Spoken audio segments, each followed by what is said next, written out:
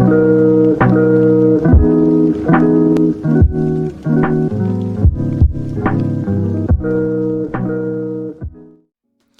folks, how's it going? RedMaster here, and welcome back to another video. A bit of a spicier one for the usual lineup, so I want to take a few moments to explain what's going on for this video and for some of the other ones that you might see of or like this moving forward. So, long story short, we've been on Twitch and we've been meeting a ton of content creators.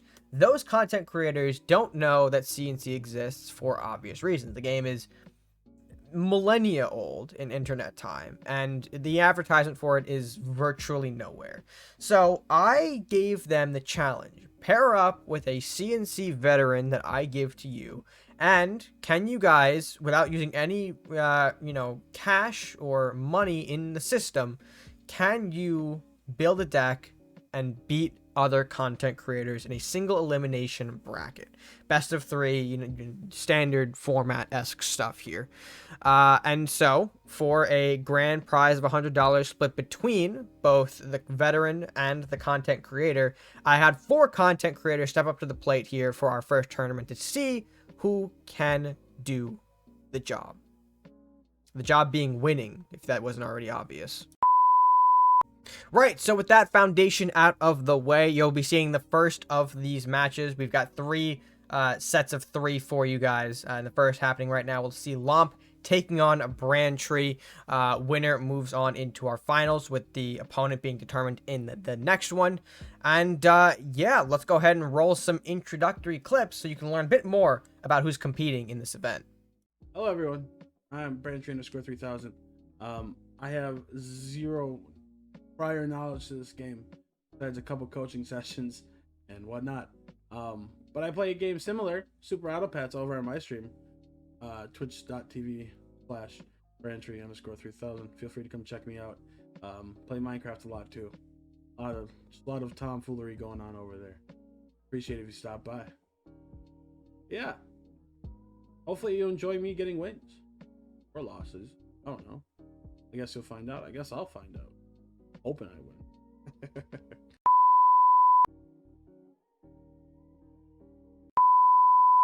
Ah! Oh no! That's replacing. Oh, shit!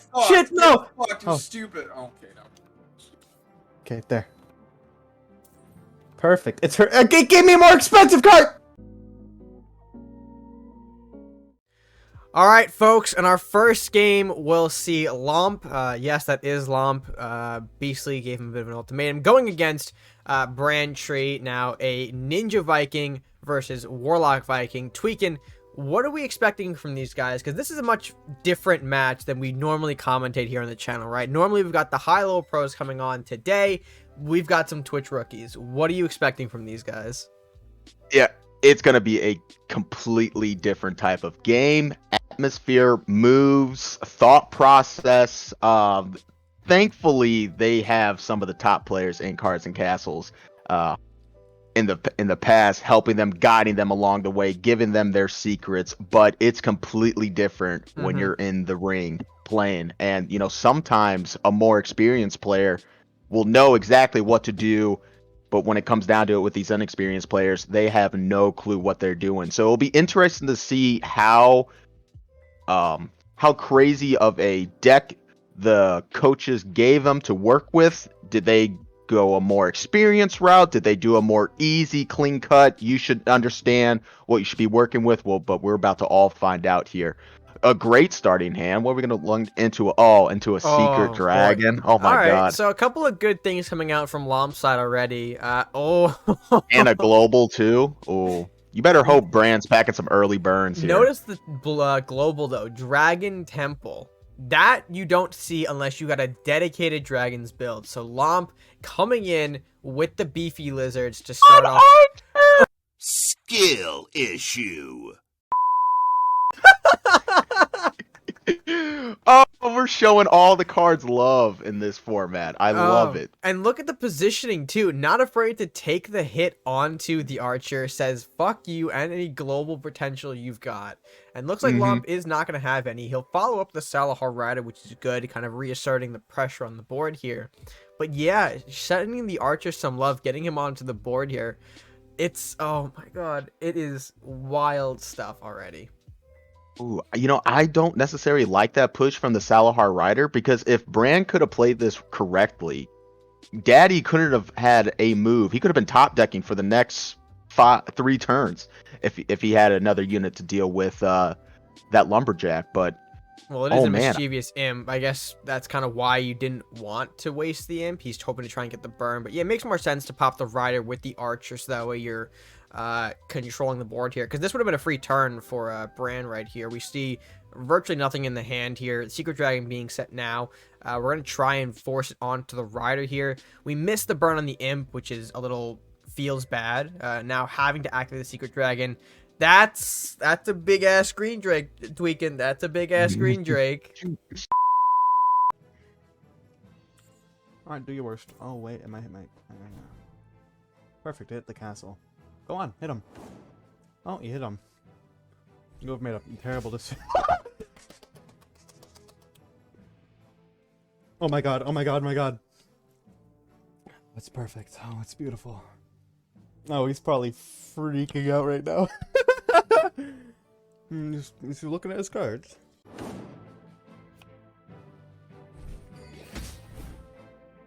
Ooh, that was spicy. All right. that was a bit of a gamble there from Braun. A more experienced player would have activated the trap with the range unit in case it was an Aegis trap. So we're already seeing a little bit of inexperience happening right now. But luckily for Bran, it was a secret dragon. But on the opposite side of that, now he has a 6/3, essentially about to be a Oh. 6/3 Drake that's about to get another secret dragon on. And he's blocking with the wizard. He's saying, have my wizard. He's saying, have it. I don't need it. I got enough range. Now, the question is he gonna get lured in with just the dragon temple, or is he gonna be smart and play the secret drake? Oh. He's gonna play the secret Yep, dragon. going for the dragon play. Popping the wizard, which is the correct play here. As much as you would like to take the face damage, being able to control the board here and taking out the range units is pretty important here. Forcing Bran to put more into the screen drake is going to be much more beneficial to Lomp in the long run. And then we're seeing, yep, the barbarian coming out. On paper, it can clear the drake, but remember, we've got that second dragon here. So, of course, creating the... Oh! Oh, man, and it just gets ever so bigger. The 8/4 shadow drake here. Again, Archer doing the chip, doing the do, but it is not enough to pop the shadow drake. We will see this thing most likely connect the face here. Lomp going ahead and using the Dragon Temple, foregoing the extra body in Shadow Drake in the hand or the Aeroth here, which I don't know if it makes the much sense. I can't speak English. Tweak and help me. Do you think that was a good play here? It's always good. I mean, the range unit, the 1/1 range unit, you're not really worried about that. If anything, he's not even going to attack this turn because turn 5, you probably have something to deal with this 9/4 Shadow Drake. So might as well hit castle. There's no way of healing. Get the damage now, and you also have Aeroth in the back corner, so you don't really need to be that aggressive anymore. You already took your opponent down to half health. The benefits with Dragon is once you have Aeroth in your hand, you essentially have a KO strike whenever you want. You just need a bunch of units down. And it seems like Braun has just a range type deck, and this is not going to bode well. If I'm Daddy, I would actually hit the castle one last... Oh, well, that's game right there. I was going to say, hit castle one last time and then just play Shadow Drake, and it's game over. Nope, not necessary wow. when the L-Blade clears the board here at Tweegan. And that is game 1 for Lomp. Around, huh? Go on, give me something that I can work with. Guess I could work with that. Well, they're explosive. Oh my. Well, would you look at that? A lightning blade. And I think that's game, isn't it?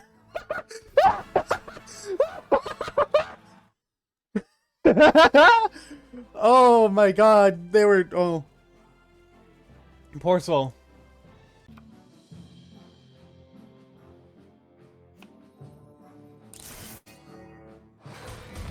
Damn.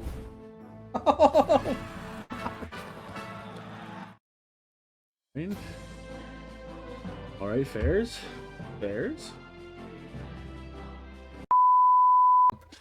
Overall, an impressive dragon strategy. And look at the board, man. Already at 2,900 with this deck. That's gotta say a little something about the opponents in the lower rankings if we're getting that high of a rank. Or maybe that's how good BC is as a coach.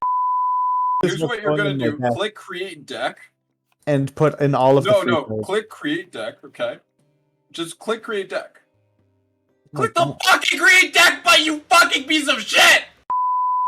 I don't know. Right, and it goes back to what I was saying previously at the start of this match is the deck structure of the deck. You don't want to give some of these players too complicated of a deck structure, so that way they don't know how to use it or utilize it.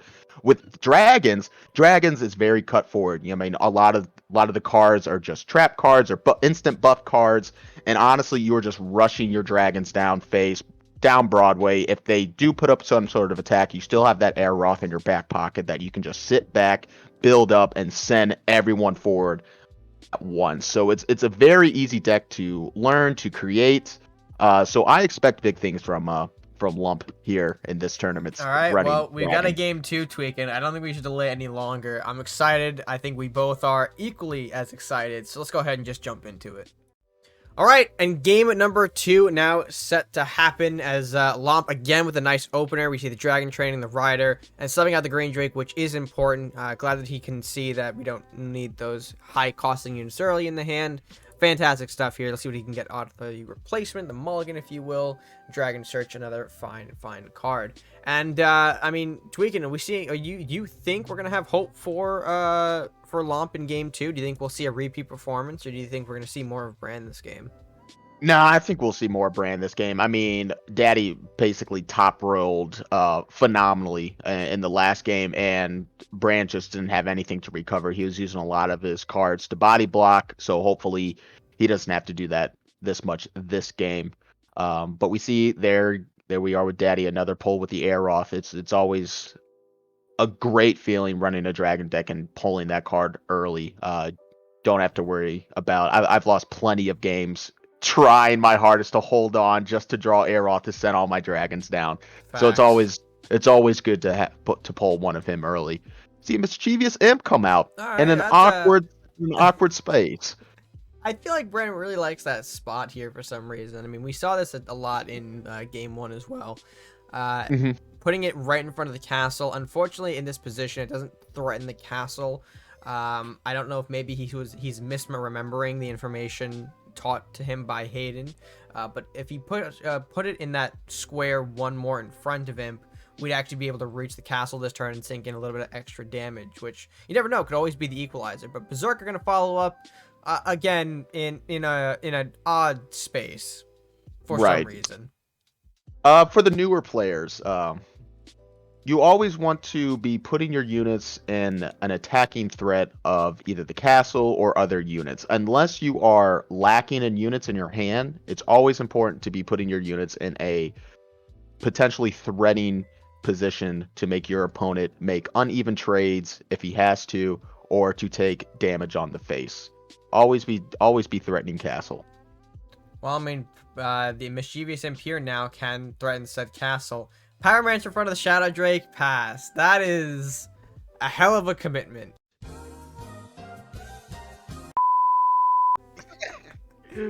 I feel we forgot about the fact that range units can't retaliate. Maybe that was missed in the memo. Yeah. Even so, you shouldn't be putting your unit like that. I think even one space right behind castle is a better spot than that square. It's safer in a way. He's got the idea. He's got the idea with the drakes flying, and I think that's kind of making him forgetful about putting his unit one space in front of the castle. But apparently he has not learned his lesson about Lightning Blade. He is still connecting a lot of his units together. Well, thankfully, we know in this hand that's not a punishing factor, at least for now. Dragon training into those free drakes, though, is going to be pretty impactful. We can now put out another green drake, making these guys just a little bit stronger. There's the connection. I would love Daddy not push his units so far because he has Aeroth next turn. the false sense of security needs to be established in order to get punished by the air off. That And should be allowed.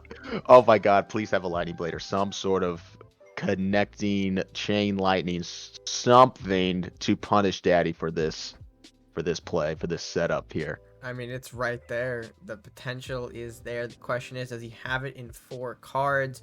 Keep in mind his polls too might be different than what Lomp's was. So. Oh god. And there's a wizard and a blacksmith. Oh, global! There's a okay. It's gone. The Oh. global is gone. Oh no. Oh no. Oh no. Fuck me. Oh no. No. No, and he puts it on the wrong. Oh wait, is he gonna do this right? Is he gonna do this right? Can he please put the? Oh no. No. No, he didn't. There were so many ways to end that game, and we found the one way to not. I love it.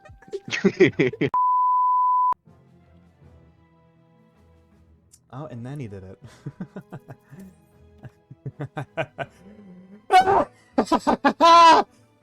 You fool!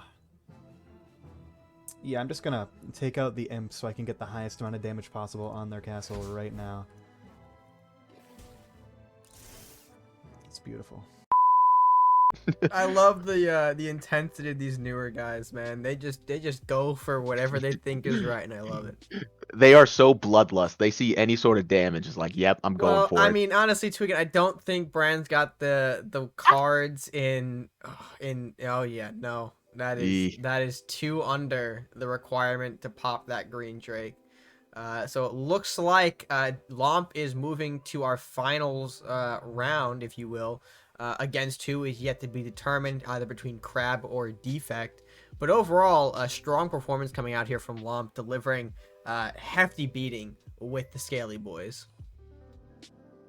I'm going to make a prediction of what I think Brand's deck was. We didn't see a single spell the entire game. We were seeing cards like Peasant, Archer, and then we saw 2 Blacksmiths and an Armory this game.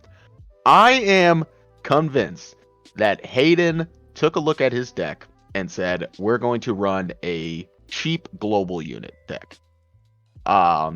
Just get a bunch of blacksmith, bunch of armories, and have a bunch of cheap units to hopefully not brick out. Because I can't think of another deck build using some of these cards that he has. I mean, I would have at least saw maybe hopefully a life drain unit, some sort of direct damage. We saw none of that. And I mean, maybe that also is a case of perhaps, bad hands, bad pulls. exactly. We yeah, don't know exactly. how well this deck can brick or not.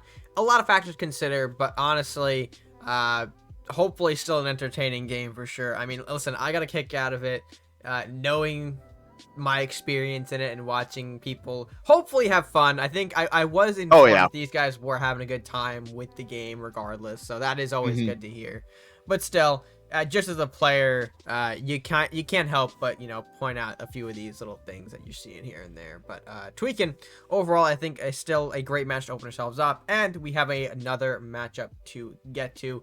Of course, that is the Crab and Defect one. We will get to that, so let's see what happens. All right, and with that, Lomp moves on into our finals. Who he will face will be determined in the next video in the lineup, where we're going to see Crab taking on Defect. Should be a fun one there. But regardless, hope you guys did enjoy the content. And I'm going to say this out of every video, but I mean, for real, thank you to the content creators for taking time out of their schedules to be with us, to make content with us. It's certainly fun to bring in some new faces, and it was a pleasure, man. It was an absolute joy to watch the games, to see them learn, all that fun stuff. So be sure to show them some love. All of their stuff should be in the description below. Feel free to show them some love, support, tell them the Red Man sent you, all that fun stuff. But folks, for now, if you guys did enjoy, be sure to let me know your thoughts on these games, leaving them down in the comment section below. And if you did enjoy, be sure to like the video, share with your friends, and subscribe if you are new or haven't done so already. English is hard. And yeah, that's gonna be it for me for now. So until next time, stay gaming.